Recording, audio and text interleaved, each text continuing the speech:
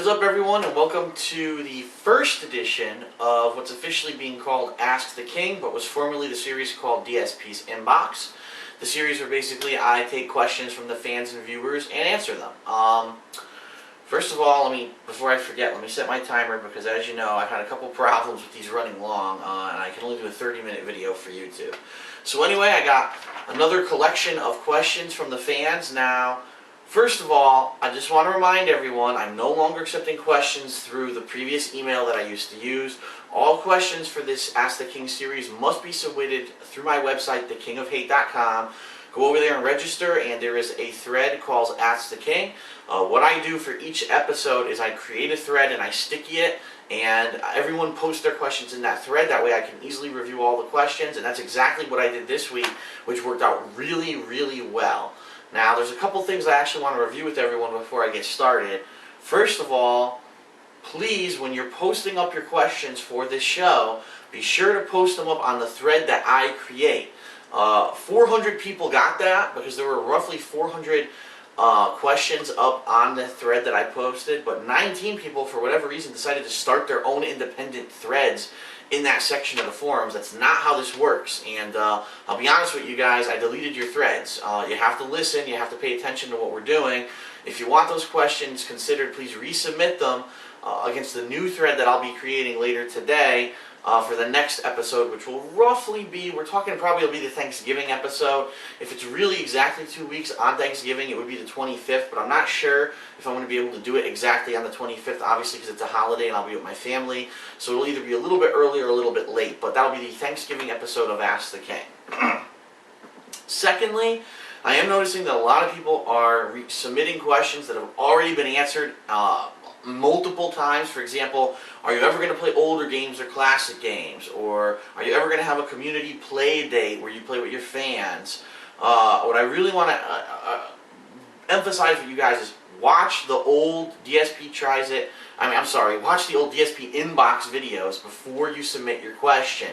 Most of the questions that are these repeated ones I've answered already, and all you need to do is go watch the old DSP Inbox videos. You'll have all your answers. I'm not going to consider your question if it's something that's been asked multiple times already and I've already addressed. Finally, yes, I've already addressed this in multiple channel update videos, but apparently some people aren't paying attention. I know that there's a problem with YouTube where my videos aren't necessarily showing up in your subscriptions box. It has nothing to do with me. It's a YouTube-wide problem. It's even the largest people on YouTube are affected by it right now, and they're complaining to YouTube.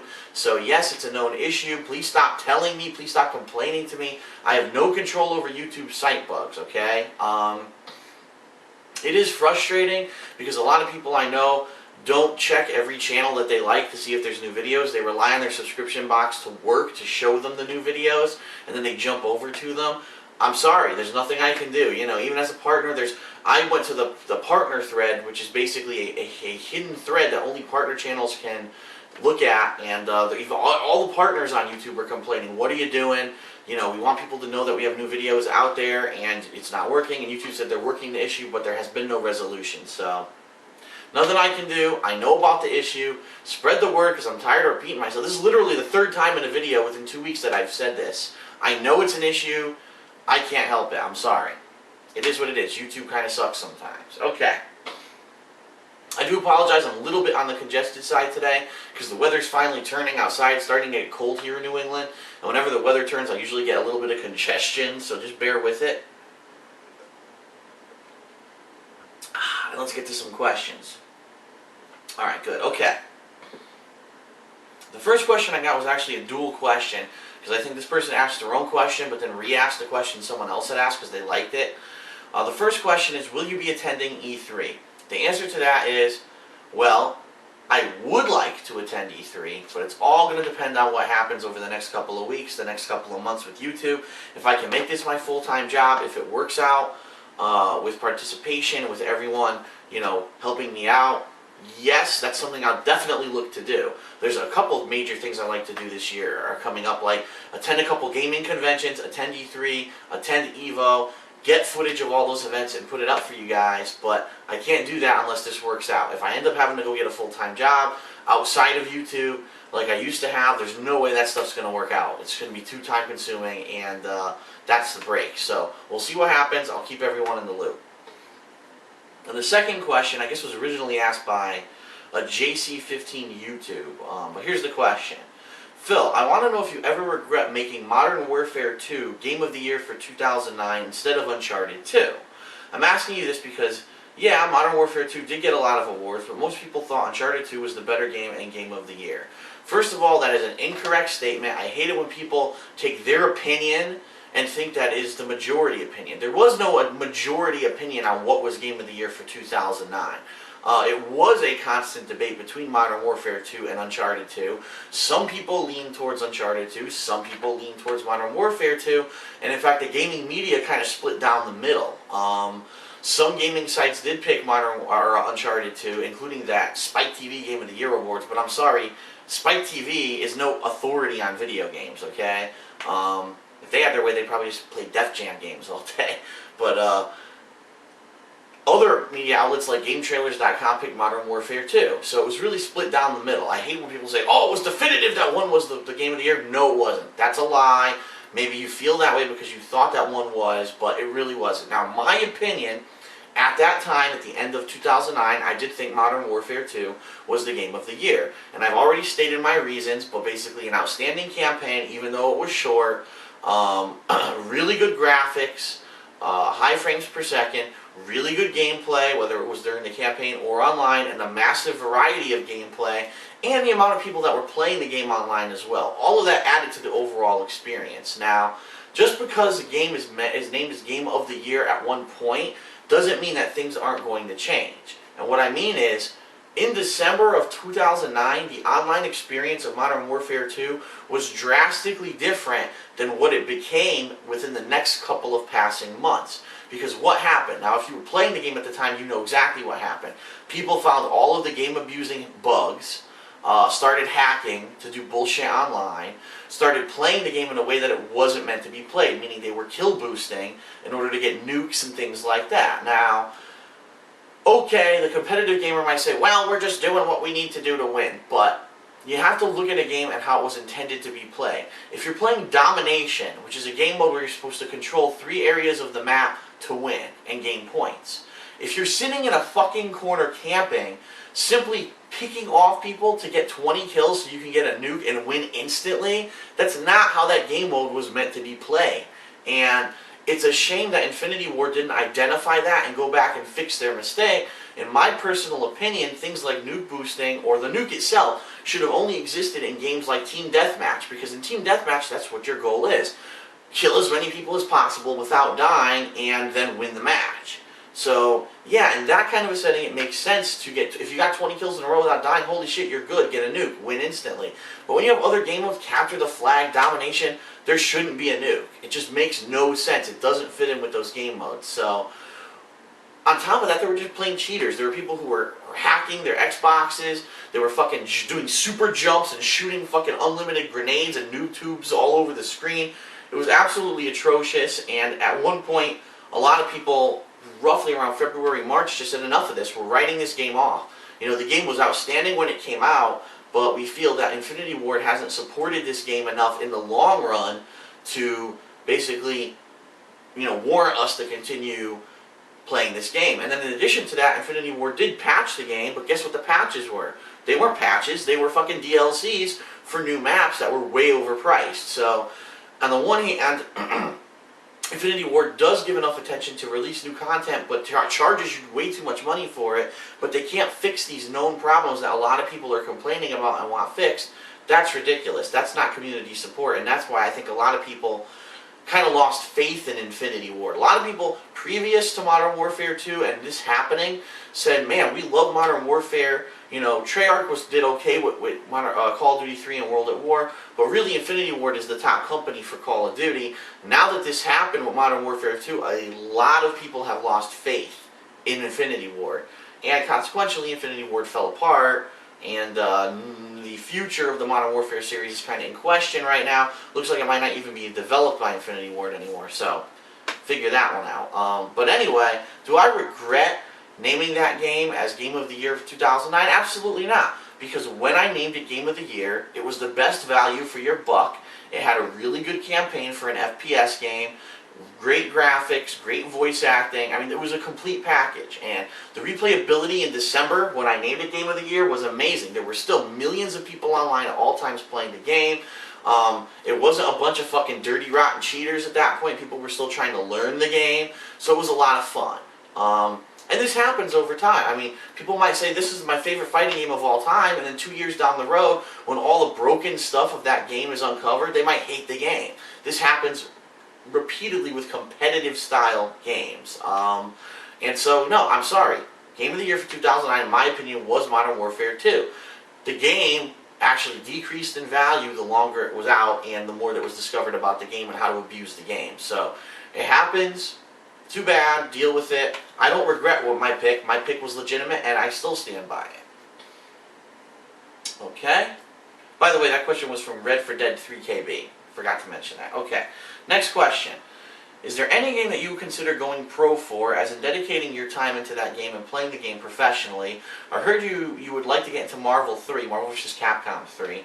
But is that still viable now that you're trying to do YouTube videos as a full-time job? Therefore, you might feel obligated to play different games which would hinder you from going pro in a game. And so basically, in summary, is there any game you would consider going pro for? And now that you're doing YouTube full-time, do you feel obligated to play games that would hinder you from going pro? Or would you think you'd find a way to balance it out? That's from, I honestly don't know how to pronounce this. It's either Haas or Hasse or Hasse, H-A-S-S-E, whatever. Thank you for the question. The bottom line is this: there's very, very, very few games right now worth going pro.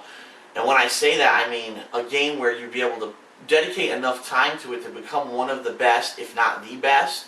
And you'd be able to go win tournaments and actually win money, and actually win enough money to support yourself. It just doesn't exist right now. Probably the only two games where you could do it would be games that are like major games in the MLG, or those similar types of circuits. So we're talking StarCraft 2, Warcraft 3, which has been around forever and is now dying out, and Call of Duty and Halo. Those are pretty much the four games that you'd be able to do that. Now, I know a lot of people say Justin Wong, Justin Wong, Justin Wong. You have to understand something about Justin Wong. He was the only person, okay, in the United States to take fighting games so seriously that he dedicated full-time for many years. We're not talking overnight. He became the best fighting game player in the country. This kid, since the year 2000, was attending so many tournaments, was playing so much. I mean, he sacrificed so much to become the #1 fighting game player in the United States. And even then, he has to travel constantly. He has to play in a bunch of tournaments to try to win money. Now, finally, he's reaching a level where he's starting to get sponsorship. He's starting to get name notoriety. He's doing things where he doesn't have to play games constantly anymore. But it took him 10 freaking years. So, honestly, do I consider that, if I'm going to go pro, am I going to be able to dedicate that kind of time? Do I have 10 years to give up? I'm 28. No, I don't have 10 years to give up of my life. Now, that's not to say that if, YouTube is my full-time job and this works out, that I won't be able to dedicate a lot of time to it. In fact, when Street Fighter 4 came out, a lot of people wished that I could have dedicated more time to that and gotten better at it and basically given more tutorials, things like that, attended more tournaments and gotten good at it. Marvel 3 might be my opportunity to do that. And the other good news about that is Connecticut, back in the day, was actually one of the largest states for Marvel vs. Capcom 1 and Marvel vs. Capcom 2. We were heavily in the competitive scene. Chances are there might be some people who want to come out of retirement to try to play this game, and if that's the case, there might be enough competition in Connecticut to learn enough about the game to go compete otherwise, at majors and things like that. So, is there potential there for me to play Marvel 3 at a high level? Yes. But I really strongly believe the only way I'll be able to do it is, #1, if YouTube does become my full-time job, and #2, enough people do support me and my effort to do that, that they understand that there might be some sacrifice and I might not be playing every single game that comes out. Now, keep in mind, this YouTube has been my full-time focus since October 1st, basically, of 2010. So I've only been doing this for about a month and a half now as a full-time thing. It just so happens this has been the fourth quarter of the year. There's been a bajillion games coming out, which is to be expected. This happens every year. Come, say, March, April, or whenever Marvel comes out, there might not be a lot of games coming out. There might only be like one game a week. So yeah, I could sacrifice 2 days a week if I can spend the other 4 or 5 playing Marvel 3 and still practicing. So could it potentially work out? Yes. Will it work out? That remains to be seen. The other game, like I said, Halo or Call of Duty, do I really feel that I could play it enough to compete on a competitive level? The bottom line is, I probably could, but the answer is, do I want to? And do I know enough about that scene to travel and to enter tournaments and to do well? Especially because usually that's a team-based thing. The answer is probably not. Although I would enjoy trying it, it might be a failed experiment, and basically being the fact that this is, again, if this is going to be my full-time focus, if I'm going to dedicate time to something, I don't know if it's going to be worth it to dedicate it to something I don't know that much about. So those are possibilities. Chances are those aren't going to happen. The biggest chance would probably be Marvel 3 at this point, and we'll see what happens, again, with this being my full-time focus and if it works out. Alright, about 15 minutes in, actually around 16 minutes. Next question is, hey DSP, if you're going to EVO next year, will you have your own booth where you can meet your fans and sign autographs and take pictures with people, or just looking around and play some matches? And that's from Decoy111. The bottom line is this: I don't run EVO. To my knowledge, the booths that they have there are usually vendors who are selling stuff and things like that. Could I possibly talk to EVO staff about having my own booth? Yes. But being the fact that I haven't really gotten along with them in quite a long time, it would probably be a pretty stupid question.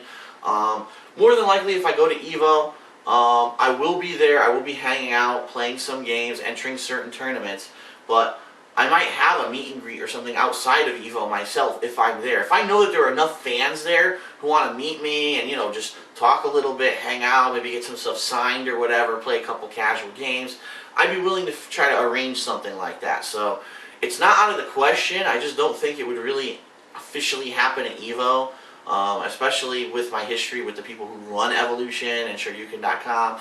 But again, it's something we have to see what would happen in the future. Obviously, if this isn't my full-time focus, I'm a lot more limited in what I can do. I'm going to have to not be able to spend as much time in Vegas. I might not even be able to go to EVO. So we have to see what happens. Next question. I think this... Okay, sorry, I misread it. I think this question is one that every human should publicly answer at one point. Okay, here it comes. It's going to be a big one.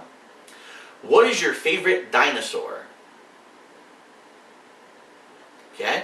What is your favorite dinosaur? That's from One Wagon Axle. Well, One Wagon Axle, actually, my favorite dinosaur is one that is not commonly known. He's actually the Penosaur. And this dinosaur actually had a giant dick that was so large that when other dinosaurs actually came to harass it or try to eat it, it would actually just slap the dinosaur across the face with this 30-foot long dick. And it wouldn't necessarily hurt the attacking dinosaur, but the dinosaur would be so humiliated that this other Penosaur had such a giant dick and was able to slap it across the face that it would actually be ultimately humiliated and walk away and leave it alone and never come back. So, there you go. Had to be asked, I had to answer. Up next, this is a question from Green Knight 1138, and he asks, Phil, stories in video games have become complex and compelling over the years, especially in this generation. Has there ever been a game where you actually had a strong emotional reaction to something that happened in a game's story? Good question, and I actually do have an answer. The answer is yes. There have been a couple games where, I felt at least some kind of an emotional attachment to the characters, whether it was because I spent so much time with them, or because the game was compelling enough, or I don't know, maybe it was just a franchise. So for example, I would have to say from when I was a kid, probably some of the games that made me actually have feelings were like Final Fantasy IV and Final Fantasy VI. Of course, they were called Final Fantasy II and Final Fantasy III in the United States back then. But back then, games typically weren't very long. I mean, you buy Super Mario World, you can beat the game in 8 hours, you know what I mean? You buy a typical game, you can beat it in 2 to 3 hours. There's really nothing there that back then they were just simple little things to occupy you for a couple hours, and that was it. And back then you didn't necessarily know which were the longer games, the better games. The Final Fantasy series back in the day was one of the exclusive series where they really put a lot of effort towards character design, towards building backstories for their characters and making it that you would want to care about the characters, and really investment of time. Because a lot of these games, if you wanted to do everything in them, you had to grind a lot, you had to really get to know what were the strengths and weaknesses of the certain characters in your party. And so those games, I would have to say in particular, probably Final Fantasy IV, when I beat it for the first time, and seeing the happy ending, and that all these characters who had gone through this emotional turmoil, some of them losing their family members, some of them losing their friends and loved ones, finally having a peaceful resolution at the end of the game really was like the first happy ending story for me that it meant something. Final Fantasy VI, on the flip side of that, for those of you who haven't played it, and this might be a little bit of a spoiler, but halfway through the game, the whole fucking game changes. Like, the world actually ends, and it becomes the apocalypse. And, wow, when the first time that happened, I totally didn't see that coming. And that was like such an original twist. Here you had a group of characters who you'd followed along for like 6 to 8 hours, and really were like, wow, they're going to have a nice resolution, like every other game, it's going to be a happy ending. Next thing you know, the whole world flips on its end, and people have died, people are missing, you don't know what's going on.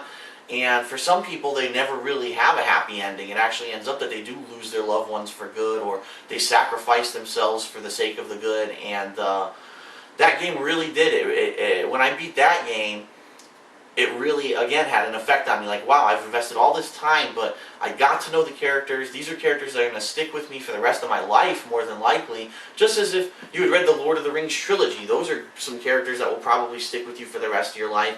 The same thing here. It was the same kind of premise. Recently, what games? I would probably say there were 2 that come to mind, and one of them is Mass Effect 1. Because at that point, I really hadn't played a game on a next-gen console that, number 1, really required that kind of investment of time. Number 2, had that kind of character development, and really getting to know the characters. There was so much dialogue to get to know the characters that was optional, but I ended up doing it all during my first playthrough because I really wanted to get to know everyone. And then even having the choice of who do you want to have a romantic relationship, the human, the alien. It was crazy. It was like unheard of. And so when I beat that game, I remember that it was almost like everything fell into line perfectly. And you have the finale where you fight off against the final boss. There's someone talking across the hall. There's the cliche ending where you think that the hero is dead, but actually the hero survives. And at the last minute. And then they have the perfect ending where basically, depending on your choices during the game, you get to see what happens at the end, which is really cool. And then the credits hit, and they play this really neat sci-fi song that's like a really cool, almost like a techno mix, but not really. It's really sweet. And I was just like, wow, that was the complete ending that I wanted for this game that I invested so much time in. I had an attachment to the game. I didn't want it to just end with a shitty ending. I wanted it to have a legitimate ending, and I felt it did. So that I really liked. And then the other game that I'd probably say that recently I had an attachment to, at least, I think there's a cat outside going ringer. I think I hear a cat meowing outside of my window. That's pretty cool. That's the first time I heard that. But the final game I would probably say is Resident Evil 5. Because you had Chris Redfield returning for the first time in quite a long time. Finally you get to find out what happened to Jill Valentine, who, if you played the original Resident Evil 1, you probably had an attachment to those characters over these years and iterations where this stuff had happened. And I did, I played original Resident Evil 1. I played a couple of them here and there along the way, and so I really wanted to know what was going to happen with these characters, especially Wesker too, because he always popped his head in, but you never had a resolution of where was he involved, to what extent, and what was really going to happen. Even though a lot of people didn't like the game because of its co-op style gameplay, I actually did enjoy the story, and I thought it was a really solid game. And to see the resolution at the end, that Jill and Chris survive, that, supposedly that's the end of Wesker, I thought it was really cool. So, it is what it is. Alright, let's see how much time we have left. Actually, we're at about the 25-minute mark, so we're going to actually split the video here, and we're going to come back with part 2 of Ask the King, which will finish off with the forum questions, and then we're going to move on to some of the questions you guys sent me on Twitter. So I'll be right back.